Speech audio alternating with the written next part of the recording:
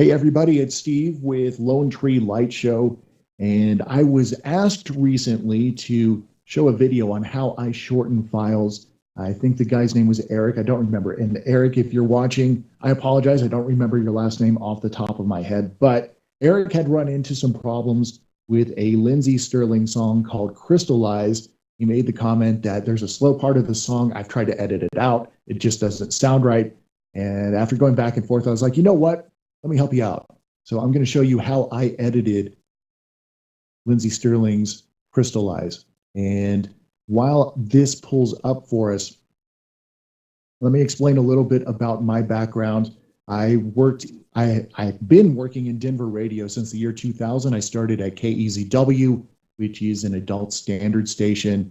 And then I started kind of another part-time gig on the weekends at Westwood One, doing a country format, and now Westwood One's actually my full-time job, and I'm back doing afternoons on the new EZ 1430 from noon to 4 Mountain Time in the Denver market. So there you go. Let me find my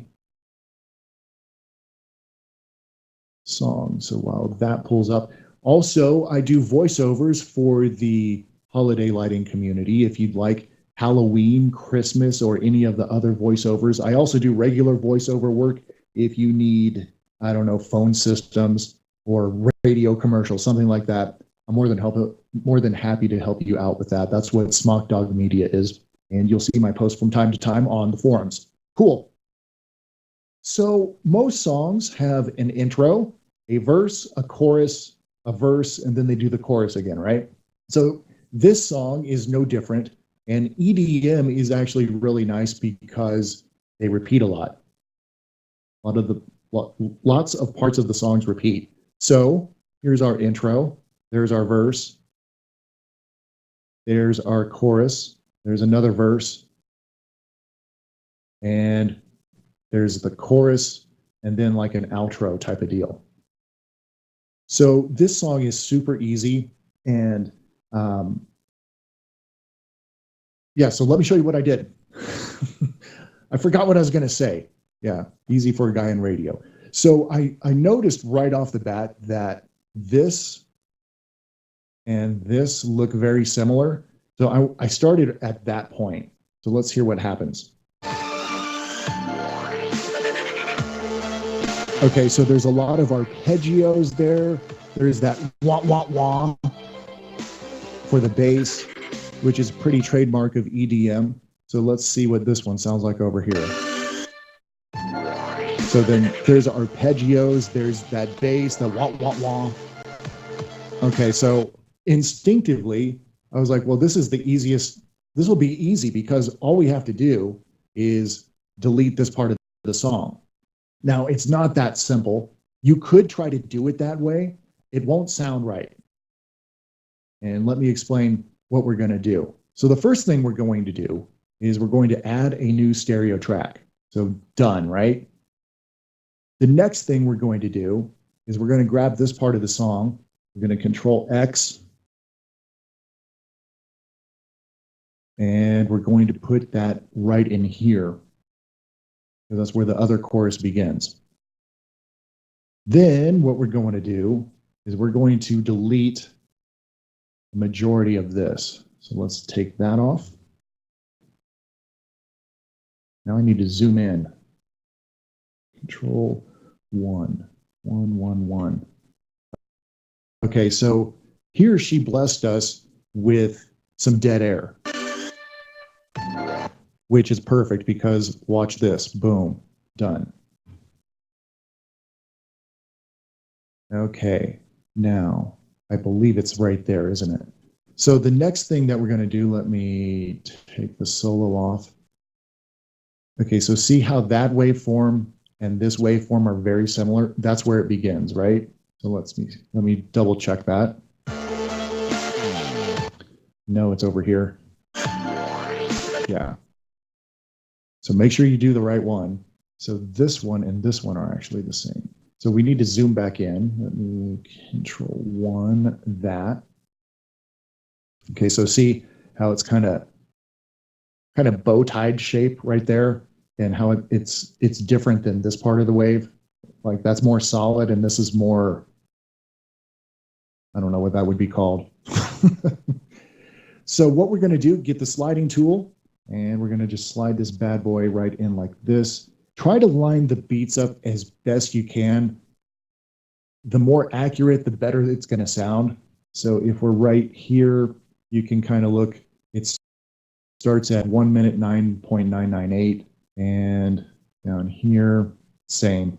So we're right on the money. So now that we have that done, we can delete the rest of this wave because we don't need this part of it. Let me zoom out a little bit, make this a little faster. Delete, boom. So the other thing that we need to worry about is levels. Now this is going to sound perfectly fine, but you're going to see the levels max out up here. These little things will turn red. So let me show you that.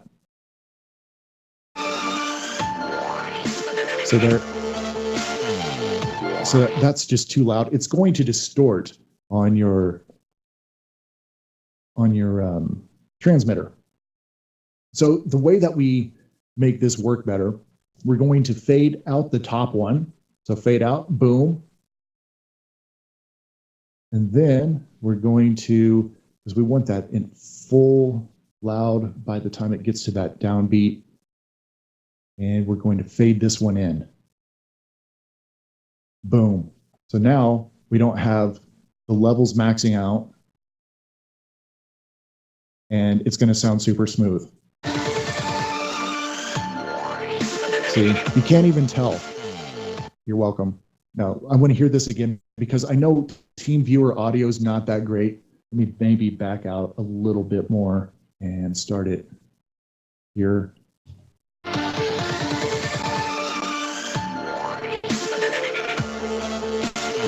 So again, I'll play it again. Literally, you cannot tell that there's an edit there.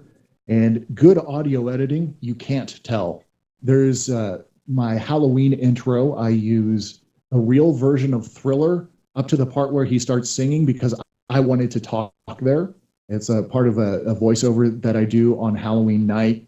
I have, so I got a karaoke version of Thriller and then I mixed it in. Like I said, good audio editing is undetectable. And this song makes it super easy to sound like a pro. Okay, so what you would do from here, you would export it. It'll ask you if it wants to mix down, say yes. And that's the wrong folder.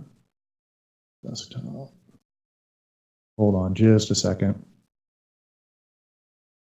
These are my clients. Don't look at my clients. All right. And then you save it. I'm going to save this as Lindsey Stirling 2. And pick a bit rate, at least 192. I use 96 for something completely different.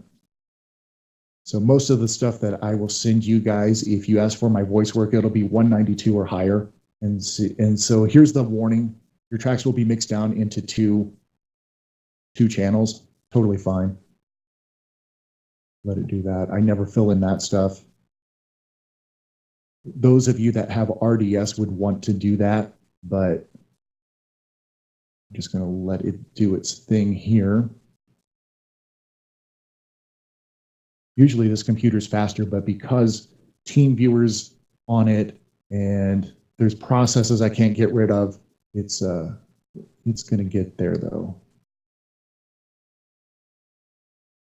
So while we're talking about audio, the next thing that I'm going to do is prep this piece of audio for broadcast. Some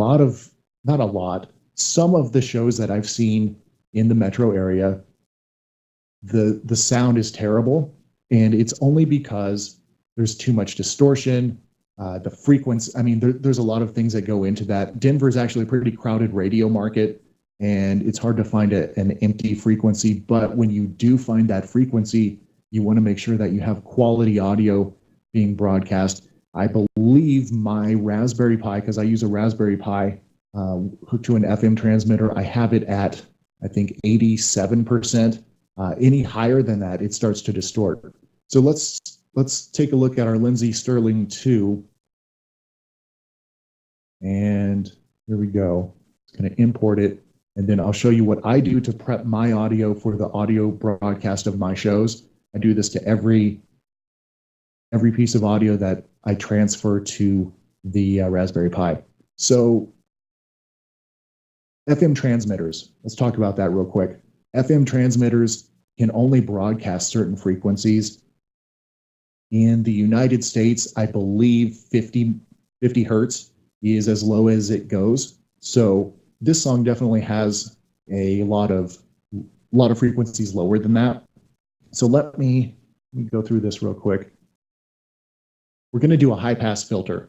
So a high pass filter basically says, hey, any frequency above, anything above this, whatever frequency we put in, will be allowed through. So anything below that gets cut out. So 50 hertz or lower is getting cut out. So we'll do that. And most standard car stereos don't broadcast below 50 hertz, even though your speakers, there's a lot of things that happen on the receiving side of that, but most car stereos, 50 hertz is as good as you need. Okay, so we got that. The next thing we're going to do, we're going to do a low pass filter. This is the opposite of the high pass filter. So I use 15,000.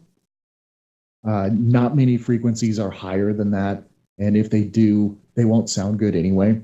So 15,000. So the low pass filter lets anything less than 15,000 through. So basically we're notching this song to be 50 to 15,000 hertz. Make sense?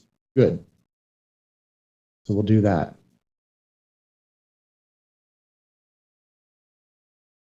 I feel like I need the Jeopardy song playing.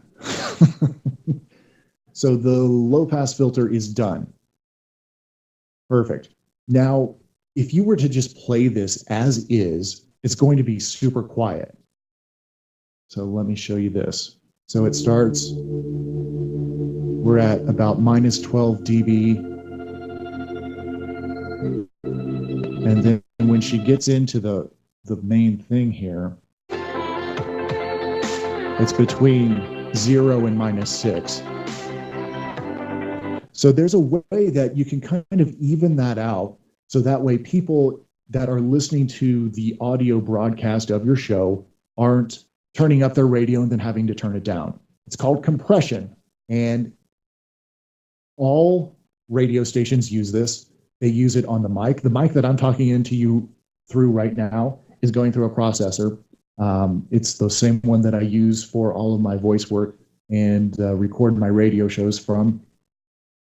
And the best way to explain compression is like, it's a fast little man adjusting the volume. Does that make sense? So if it's quiet, he's turning the volume up. If it gets too loud, he turns it down and he tries to even out the sound wave. That's the best way that I can explain it without getting too technical, because if we start getting too technical, I don't know what I'm talking about. So you want to do some light compression. And I've found that this setup works. Feel free to write this down. Minus 10, minus 80, 2 to 1, 0.11 second. So you want the threshold to kind of barely touch it. This wave is a little different, but this will work for what we're doing. The noise floor, that's the very bottom of the range that the sound range that you want to get. The ratio, you typically want this to be pretty low. You don't want it any higher than 2 to 1, unless if you're doing something very poppy.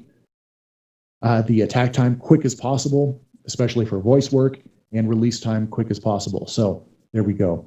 Push OK. Now watch how the left side of this is going to go up, and same for over here on the tail end of the piece.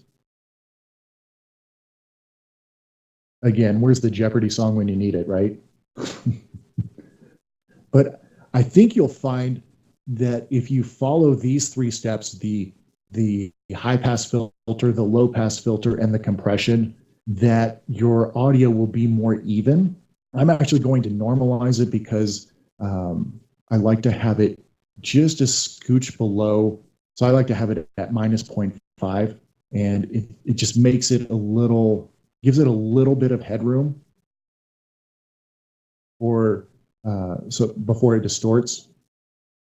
And you don't want distortion because distortion sounds bad. Bad news bears. So there we go. So now if we rewind this and we play it, because remember the intro was at 12, now it's up way higher than that. That way people aren't turning their volumes up and down to hear your broadcast. You still get the feeling that it's quiet in the beginning, and then it's going to build up. And then I'm going to play this again because this is awesome. Good work here.